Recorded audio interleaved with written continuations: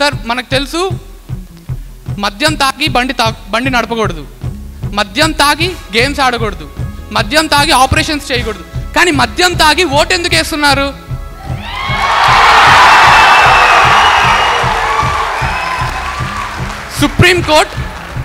Supreme Court November 29, 2010లోనే Supreme Court November 2010లోనే దీని మీద ఒక ఇచ్చింది సార్ స్పష్టత. మద్యం తాగకూడదు, అక్కడే బ్రీత్ అనలైజర్స్ ద్వారా చెక్ చేసి ప్రతి ఒక్కరిని పంపించండి. కానీ నేను చిన్నప్పటి నుంచి చూస్తున్నాను, ఎక్కడ ఏ పోలింగ్ బూత్లో మా నాన్న ఓటింగ్కి వెళ్తాడు సార్, నేను బయట చూస్తుంటా, ఏ పోలింగ్ బూత్లోనూ బ్రీత్ అనలైజర్స్ లేరు. మీరు చూసారా?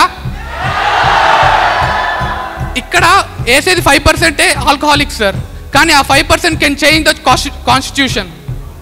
సో దీని గురించి మీరు గట్టిగా మాట్లాడాలని కోరుకుంటున్నాను సార్. నేను చాలాసార్లు హైదరాబాద్లో వెళ్ళి చూస్తూ ఉంటే పోలీసు ఇప్పుడు యాప్ ఎలా వచ్చింది అంటే, కొత్త యాప్ వచ్చింది మొన్న విన్నాను హైదరాబాద్లో.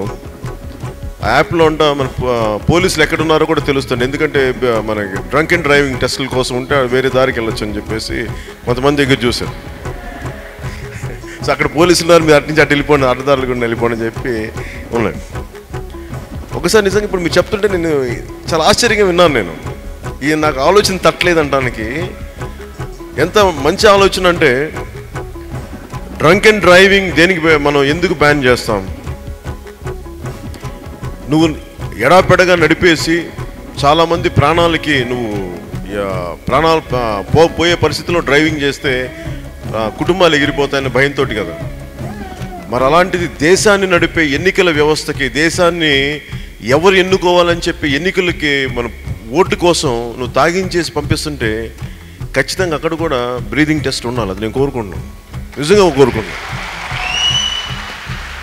నాకు ఈ మధ్యన ఎవరు చెప్తా ఉన్నారు, చెప్తా ఉంటే దాంట్లో ఏంటంటే ఆల్రెడీ వైసీపీ నాయకులు, తెలుగుదేశం నాయకులు చక్కగా బాటిల్ స్టాక్ చేసి పెట్టేశారంట. అంటే ఇబ్బంది లేకుండా పాకెట్లో పెట్టుకున్న క్వార్టర్ బాటిల్స్ చాలా జాగ్రత్తగా పెట్టారంట అందరికీ. చాలా ఇళ్లలో సర్దేశారంట. ఆ మత్తులో కూర్చొని ఓట్లు వేసేస్తారని చెప్పేసి ఇట్లా ఉంది.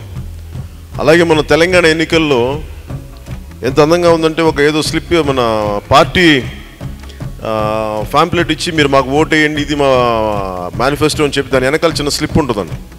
ఆ స్లిప్ తీసుకెళ్ళి అక్కడ ఆ ఊళ్ళో ఉన్న బ్రాండీ షాప్కి తీసుకెళ్తే వాళ్ళు ఒక క్రేట్ క్వార్టర్ బాటిల్స్ ఇస్తారంట ఫ్రీగా. అంటే ఇంత వైరుధ్యంగా ఉంటాయి రాజకీయాలు. తాగిపిచ్చి మనుషుల్ని ఓట్లు వేయించుకున్న వ్యక్తులు మళ్ళీ డ్రంక్ అండ్ డ్రైవింగ్ శిక్ష విధిస్తూ ఉంటే ఈ వైరుధ్యాలే ఇబ్బందులు తెచ్చిపెడతాయి మనకి.